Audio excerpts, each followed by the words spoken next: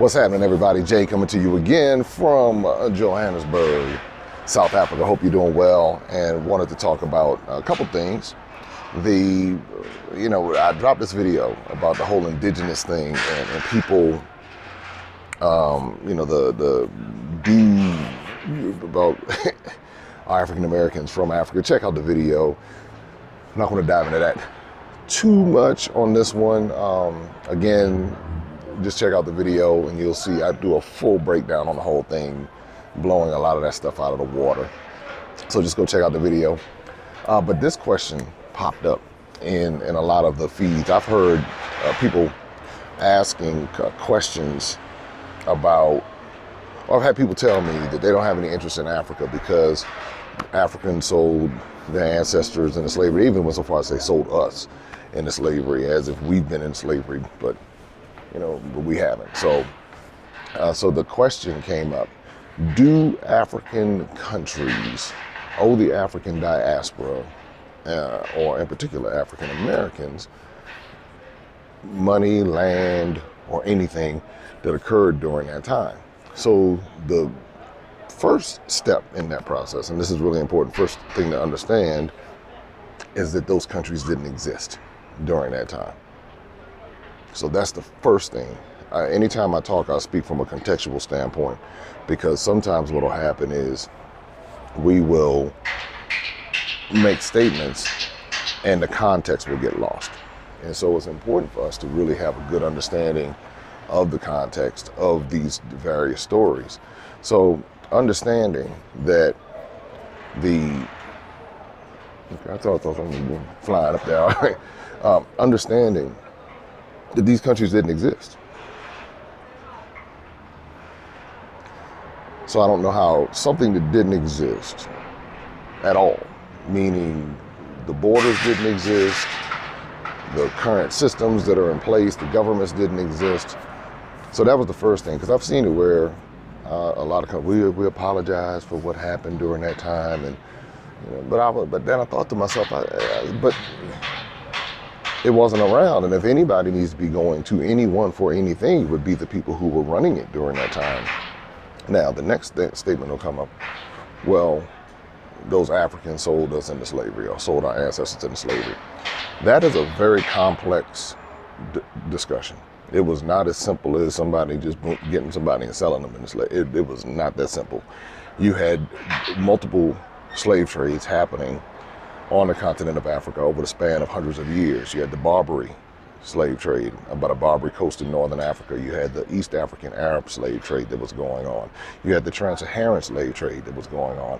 And then you had the European chattel slave trade that was going on. So to just kind of make that blanket statement is not even, and there were other slave trades that were happening. And then you have the complexities of the different ethnic groups. So it wasn't just like those Africans. When you spend time on this continent, you begin to understand that within a 50-mile radius, you will have multiple ethnic groups with different languages. So to try to blanket that, blame everybody, hate a whole continent for the actions of specific ethnic groups, again, it requires another level of education and understanding. So as I began to go across the continent, you begin to understand that the Maasai are very different from the Yoruba, were very different from the Zulu, who are very different from the Berbers. I mean, these are very different ethnic groups. And even, there's so many more. So to try to put that offense on an entire continent and saying, well, those are the people, they sold you, again, requires another level of education and really maturity, because sometimes people like to stay offended. And so when they're in their offense, they will justify an offense by anything. Hold innocent people hostage, do anything just to make themselves feel justified in being offended. So a part of my decolonization is where I had to come and spend time among the people and realize that many of the people who are part of those different ethnic groups, whether they participated in the trade or not, are clueless about all of what happened. Clueless. And then, then the other part of it is that a lot of African Americans holding offenses for people in Africa, but there were so-called African Americans doing the same stuff in America. they would get free, and they wouldn't be the ones who would buy their family and do right by them. They would be those who would get free, buy other people, and treat them worse than treat them worse than those who originally did it. So it's a very complex situation, and it's something that requires a level of thought, and research and contextual understanding. And I believe when people start doing that, they'll gain a different perspective and not just have this blanket deal. Then the other statement that will come is, well, how come those Africans they didn't come see about getting us? How come they didn't come get us? And I said, well, what resources were they going to come to get you? I didn't say it that nicely, but I'm saying it nicely now. With what resources were they going to come take back generations of worth of people that were either stolen or sold or whatever? And again, it's that type of thinking that I hear. And if people, oftentimes people live in this space in their own realities, and that's it comes out, and they live in this world in America or wherever, in the Caribbean or wherever, UK, and they're in this really unfortunate space. And I didn't want to be in that space. That's why I said I got to come over here and spend some time and see some things. And that's what I challenge people to do. You grow as a person when you come over here. I'm telling you, and especially if you come with the right people. I mean, you can come with the wrong people and have a bad time, just like with anything. But you come over here and immerse yourself in this culture and these people and these cultures and respect their cultures. It's a very empowering thing. I think that's the best way to say it. It's very empowering when you spend time in that space. When, again, when I hear it, I think to myself, whoever's saying it doesn't really understand the context. Do these countries owe African Americans or African diaspora, Afro-Brazilians, and Afro-Brazilians are rarely mentioned in this. Do they owe them? I don't know if they owe them anything since they didn't exist. I think you might want to go back to the French, the Dutch, the Spanish, the British, the Swiss, the Germans, Portuguese.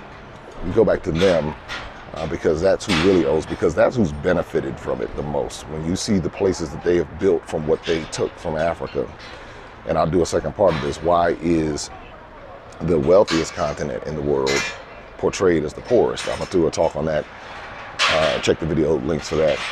But if you look at the wealth of all of those countries, even to this day, if you look at the exports that prop up Europe, America, Canada, Australia, China, if you look at what comes from Africa, you will see which continent is the wealthiest continent and why it's that way. And I believe that when you look at natural resources, people say that the people weren't, the African Americans aren't Africans and all of that. You look at the natural resources that America has compared to what Africa has, you'll see why they brought the people and the resources to do exactly what they've done, and they've continued to play these mind games. I'll give you this to, just to kind of ponder.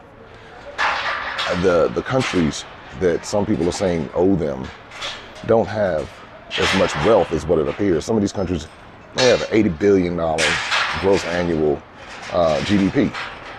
So gross domestic product. They only have $80 billion. So some $6 billion, some $1 billion, where America has trillions. Like Nigeria has like 550 something like this, and let me not quote all of that, but they have like 500 some odd billion in gross domestic product or gross annual revenue or spending power, investing power. When you look at that, it begins to put it into a perspective where you can stop and say, okay, these countries don't have a whole lot of money to be just dishing out to people, especially when it's dishing it to the people that have a $1.5 to $1.7 trillion annual investing or spending power. So I don't come over here looking for anything. I don't look for any apologies. I come over here to bridge the gap. I come over here to, if they want to give land, cool, I'll take it. If there's an incentive. Now, if you're inviting me in to say, come be a part, then there should be some sort of incentive. Don't treat me like, money. Don't treat me like you're trying to reverse, colonize me and get the money that way and exploiting that side of it, because some people will do that. Some of these little campaigns will go out here and try to reverse exploit the traumas of those who are in the African diaspora. But as we become more confident within ourselves and understanding our connection to our brothers and sisters on the ground level in Africa and see the similarities, see how we have more in common than we have differences, that is a powerful force. It just on a human level, it's a powerful force, and it takes away these narratives that have been designed to keep us separated for hundreds of years. But slowly but surely, we're chipping away at it with different channels that are out, different personalities, people in Africa, people in America, people in the UK, people in Canada, Australia, the Caribbean, all over, bridging these different gaps. South America. It's a beautiful thing, and we're going to continue doing it, and that's how we do it. So anyway, be sure to like, subscribe, share, drop your comments below. Love to hear what you're talking about, and continue to share these videos. That's how we bridge the gap and change this path of misinformation about the continent of Africa and its descendants and its people that have been dispersed all around the world. All right, talk to you soon. Take care. Be safe.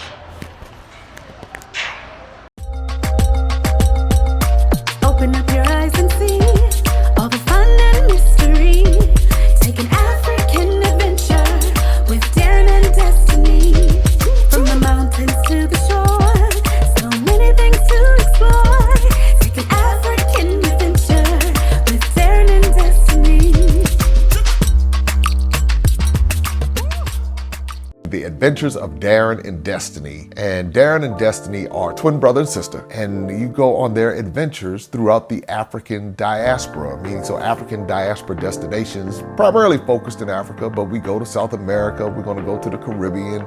Their first book is going to take you to Ghana, and then we're going to go on a safari, and from there we're going to go to Ethiopia, and then we go to Salvador, Brazil. And what the goal is to be able to inspire curiosity in the continent of Africa in our children from a very young age, and to really tell a more accurate story. Most of our children are exposed to negative images, late night infomercials about how bad things are, everybody's sick, everybody's poor, everyone's uneducated, but that's simply not true. So what Darren and Destiny and their family do is they go to different African destinations. They are learning about these different places. You're beginning to see positive images, but still telling the truth. I mean, that's the important thing, to tell the truth about some of the things that have occurred. But it's all done on our children's level so they begin to understand it. And it begins to pique their curiosity. They begin to learn more. And hopefully one day they will want to explore and visit the continent of Africa and its many countries. There's just so much that Darren and Destiny are able to do, and as they're doing it, it's like they begin to open the minds of a new generation, and they don't get bombarded and indoctrinated with negativity. They're actually able to see positivity and inspiring images and messages about the African diaspora, as well as those who are still indigenous to the continent of Africa, and they begin to learn more and just see things differently. So I'm excited about introducing the Adventures of Darren and Destiny.